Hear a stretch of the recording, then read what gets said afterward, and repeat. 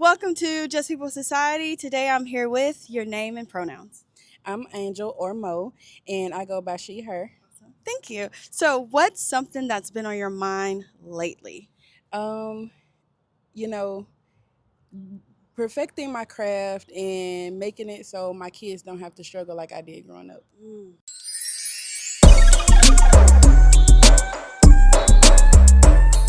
Okay, let me break that down. When you say perfecting your craft, what are you referring to?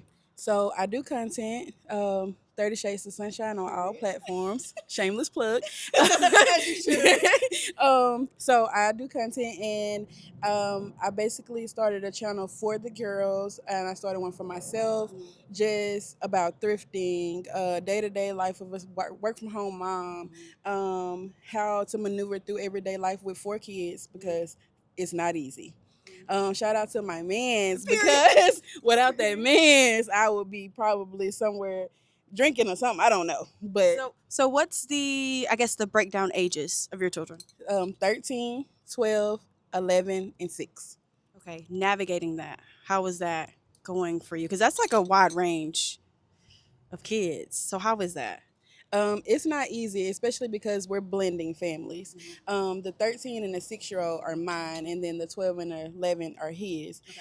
But just learning their behaviors and then him learning my children's behaviors and how we can coexist and come to a medium ground.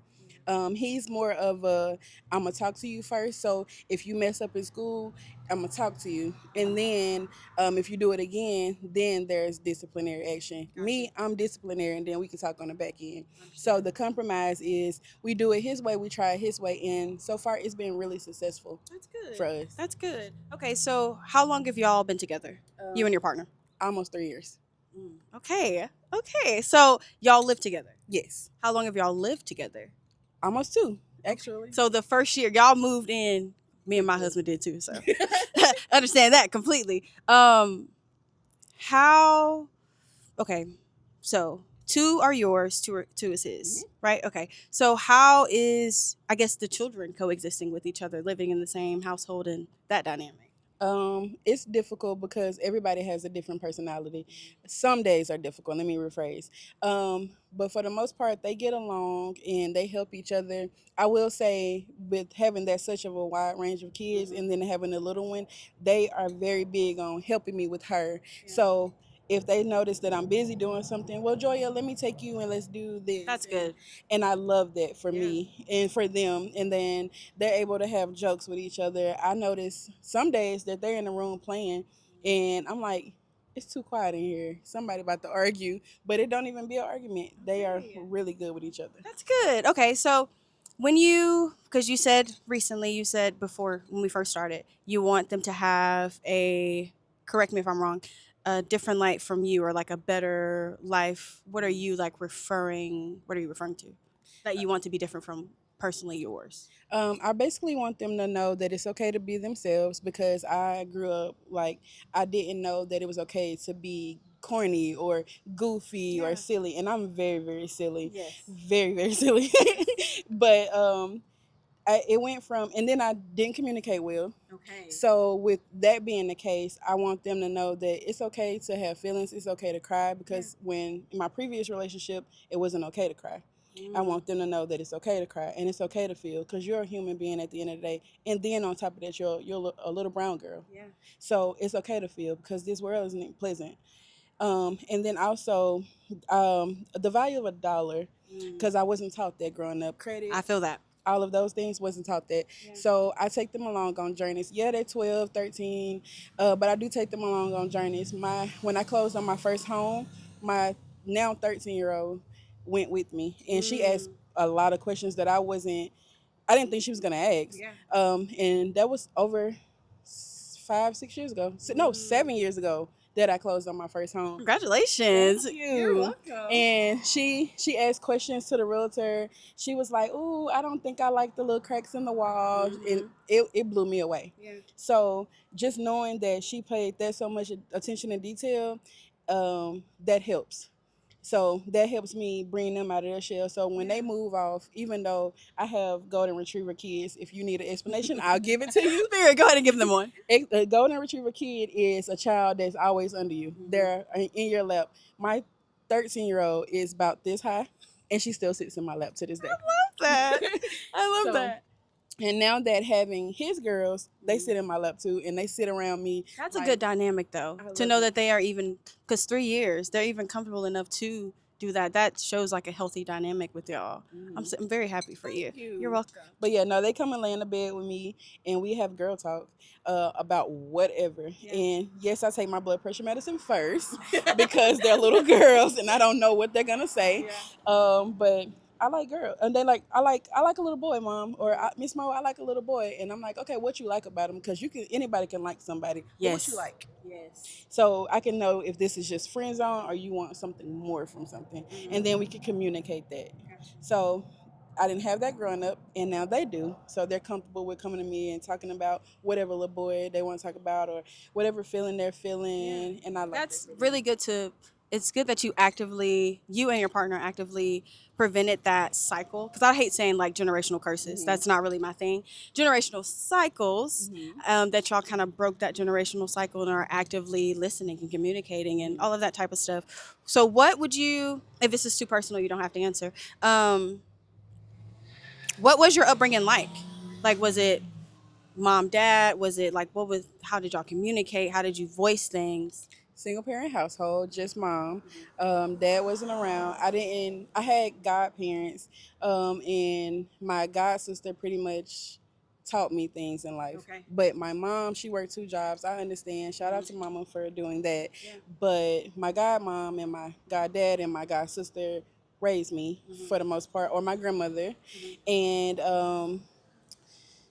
it was get it out the mud for a lack of a better term. Yeah. But now that I'm growing up and I want my kids to have a 2-parent household, healthy love, Yes. 2-parent household, Yes. because I wasn't taught that.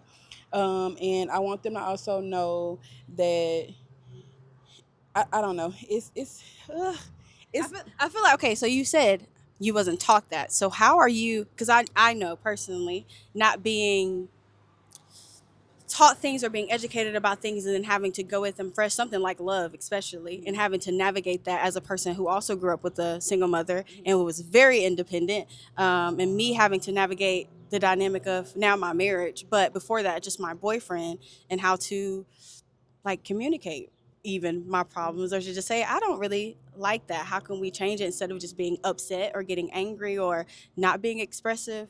How has that been for you? Ooh, okay. So before this point, being in this relationship, and I don't care, I'm very much an open book.